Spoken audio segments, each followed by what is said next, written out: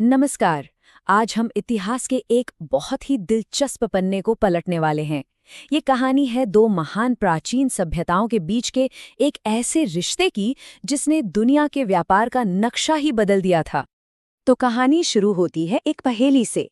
एक ऐसी पहेली जिसने इतिहासकारों को सदियों तक उलझाए रखा। वो पहेली है दक्षिण भारत की मिट्टी के नीचे दबे हुए ढेर सारे रोमन सोने के सिक्के।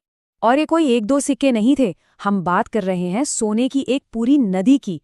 तो सवाल ये उठता है कि आखिर रोम से हजारों मील दूर इतना सारा सोना भारत पहुंच कैसे रहा था और क्यों? इस पहेली को सुलझाने के लिए हमें थोड़ा टाइम ट्रैवल करना होगा, क्योंकि देखिए, आज हम जिस ग्लोबल इकोनॉमी की बात करते हैं ना, उसकी जड़ें असल में आज के दौर में नहीं, बल्कि 2000 साल पुराने भारत में छिपी हैं। तो इस पहेली का जवाब छिपा है उस दौर की दो महाशक्तियों में। एक तरफ था ताकतवर रोमन साम्राज्य जिसके पास सोना था, ताकत थी, और दूसरी तरफ प्राचीन भारत, जो कह सकते हैं कि बेशकीमती चीजों का एक खजाना था। अब देखिए, इन दोनों के बीच हजारों मील की दूरी थी, जो एक बहुत बड़ी रुकावट थी। पर फिर एक ऐसी खोज हुई जिसने सब कुछ बदल कर रख दिया।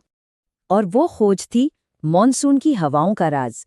जैसे ही रोमन नाविकों ने इन हवाओं को समझना सीख लिया, उन्हें अरब सागर के पार जाने का एक सीधा रास्ता मिल गया। सोचिए, इससे सफर का वक्त कितना कम हो गया होगा। और बस यहीं से व्यापार ने जबरदस्त रफ्तार पकड़ ली। इस समुद्री क्रांति का नतीजा ये हुआ कि केरल में मुजिरिस और तमिलनाडु में अरिकामेडु जैसे भारतीय बंदरगाह देखते ही देखते दुनिया भर के व्यापार के बड़े गुलजार केंद्र बन गए। तो ठीक है, रास्ते खुल गए, पर सवाल ये है कि इस बड़ी आर्थिक पार्टनरशिप में आखिर क्या खरीदा बेचा जा रहा था? देखिए, भारत से वो चीजें जा रही थीं जिनकी रोम में जबरदस्त मांग थी।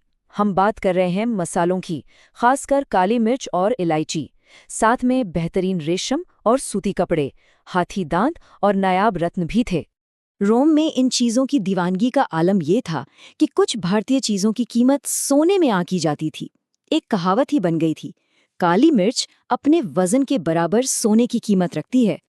तो इन बेशकीमती चीजों के बदले में भारत क्या ले रहा था? भारत में आ रहे थे रोमन सोने और चांदी के सिक्के, अच्छी किस्म की शराब, कांच का सामान और सजावट की दूसरी चीजें। तो ये सब सुनने में तो बड़ा दिलचस्प लगता है ना? पर क्या इसके कोई पक्के सबूत हैं? जी हाँ, बिल्कुल हैं। चलिए अब उन सबूतों पर नजर डालते हैं जो इस कहानी को हकीकत बनाते हैं। सबसे बड़ा सबूत तो वही है जिससे हमने ये कहानी शुरू की थी, रोमन सिक्के। दक्षिण भारत में हुई खुदाइयों में हजारों की तादाद में ये सिक्के मिले हैं।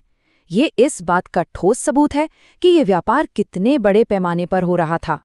और दिलचस्प बात यह है कि इन सिक्कों से हमें ये भी पता चलता है कि ये व्यापार अपने चरम पर कब था। ज्यादातर सिक्के ऑगस्टस, टाइबेरियस और नीरो जैसे शुरुआती रोमन सम्राटों के जमाने के हैं। सिर्फ सिक्के ही नहीं, हमारे पास लिखित सबूत भी हैं। पेरिप्लस ऑफ द एरिथ्रियन सी जैसे रोमन दस्तावेजों और प्लिनी द एल्डर जैसे लेखकों की किताबों में भारतीय बंदरगाहों और यहाँ के सामानों का पूरा ब्यौरा मिलता है।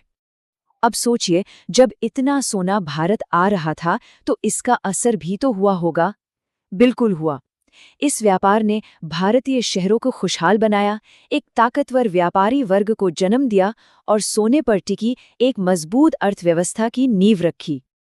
लेकिन कहते हैं ना, हर सुनहरे दौर का एक अंत होता है, और भारत रोम के इस शानदार व्यापारिक रिश्ते के साथ भी कुछ ऐसा ही हुआ ये कि लगभग तीसरी सदी के आसपास रोमन साम्राज्य अंदर से कमजोर पड़ने लगा। वहां राजनीति को उथल-पुथल मची और इसका सीधा असर व्यापार पर पड़ा। रास्ते असुरक्षित हो गए और ये जो एक मजबूत आर्थिक रिश्ता था वो धीरे धीरे खत्म होता चला गया। तो हमारी पहेली का जवाब क्या निकला? यही कि ग्लोबलाइजेशन कोई आज की बात नहीं है। आज से 2000 साल पहले भी भारत एक कनेक्टेड दुनिया का, एक ग्लोबल इकोनॉमी का बहुत अहम हिस्सा था। तो ये कहानी हमें एक सवाल के साथ छोड़ जाती है। आज की दुनिया इस 2000 साल पुराने व्यापारिक रिश्ते से आपसी जुड़ाव, लेन देन और मिलकर तरक्की करने के बारे में क्या सबक ले सकती है?